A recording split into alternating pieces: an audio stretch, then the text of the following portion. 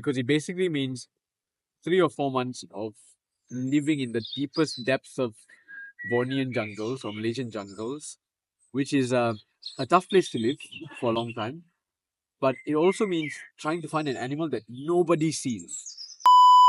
So my name is Christian Gomez. I'm a PhD student here at Oxford. I've been here for 4 years now. It's been a while. I am a student of biology, meaning that I study wildlife around the world, but I have a particular focus on my home country, Malaysia. So I've lived in Sabah in Borneo for about 4 years before starting the PhD, and there I was tracking this really amazing animal called the clouded leopard. Okay, so I know we talked about this before this. So you studied this clouded leopard. So tell me more about what your PhD is about. It started with a simple question.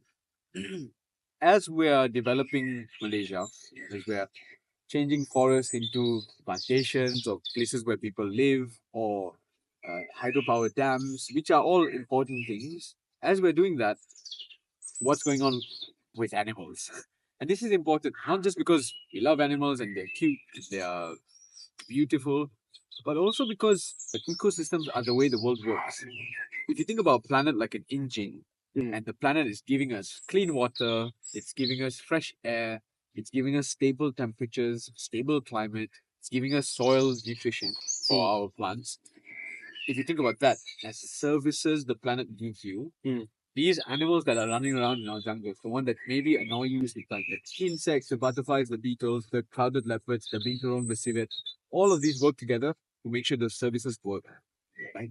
So what we're experiencing in Malaysia is as we chop and change forests, maybe a bit too much sometimes, we're starting to see these services fall apart. Okay. Yeah. And then how did you decide to do a PhD in clouded leopards? Is there an important role that they play? Yeah.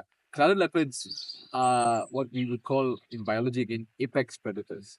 So if you think about a food chain, right, at the bottom you'll have all your plants and herbivores, omnivores, carnivores, and then you have the biggest big macho carnivore. In Peninsular Malaysia, that would be the tiger, the apex predator. In Borneo, there would be a clouded leopard. No tigers in Borneo. So, in a sense, they sort of represent the whole ecosystem. Because if the cloud leopard is there and it's working well and they are sort of living well, we can sort of assume that that ecosystem is functioning. In fact, because if the base is disrupted, the top will also crumble. So it's a good indicator, good measure Of the health of the ecosystem. Exactly. Yeah, it's like a thermometer, I guess. Temperature check for is this a healthy ecosystem?